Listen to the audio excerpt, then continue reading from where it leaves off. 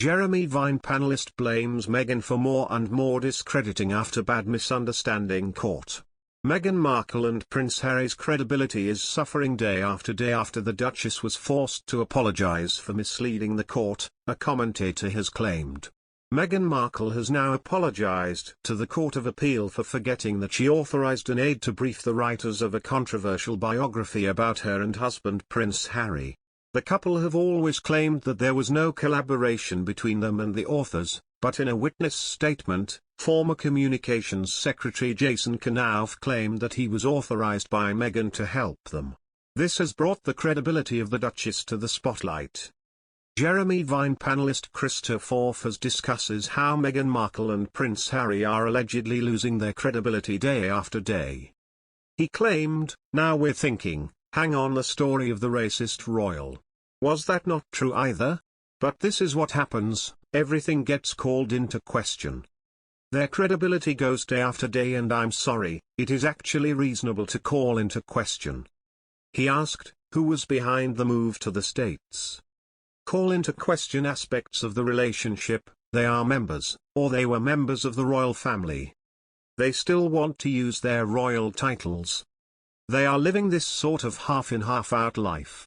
Oh, you know what, we're royal enough to get $150 million from Netflix, but not quite royal enough in order to have to deal with negative headlines. Journalist Gemma Forte added, "Harry has his own mind. That's what I'm trying to say. You are right, but then it makes me question further the role of a royal family and having princes and princesses in this century going forward." The court also heard that Meghan Markle's letter to her father was written with public consumption in mind as a possibility. The Duchess of Sussex speculated that referring to her estranged father as Daddy in a letter to him would pull at the heartstrings in the unfortunate event that it was leaked, the court heard. She sued the publisher of the Mail on Sunday and the Mail online website for breach of privacy and copyright. A High Court judge ruled in her favor in February, saying publication of the letter Meghan wrote to her father, Thomas Markle, was manifestly excessive and hence unlawful. Publisher Associated Newspapers is trying to overturn that decision at the Court of Appeal. The publisher argues that Meghan wrote the letter knowing it might be published and made private information public by cooperating with Omid Scobie and Carolyn Durand, authors of Finding Freedom. The Duchess's lawyers have previously denied that she or Harry collaborated with the authors. But the couple's former communications director, Jason Knauf, said in evidence to the court that he gave the writers information, and discussed it with Harry and Meghan. In a witness statement, Mr. Knauf said the book was discussed directly with the Duchess multiple times in person and over email.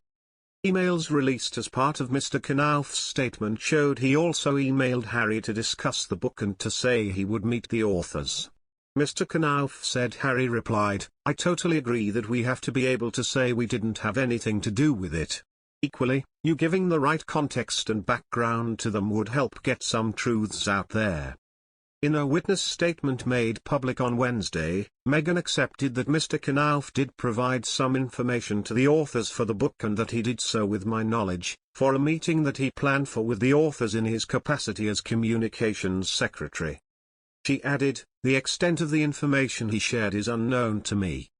The Duchess said she did not remember the discussions with Mr. Knauf when she gave evidence earlier in the case, and I apologize to the court for the fact that I had not remembered these exchanges at the time. I had absolutely no wish or intention to mislead the defendant or the court, she said.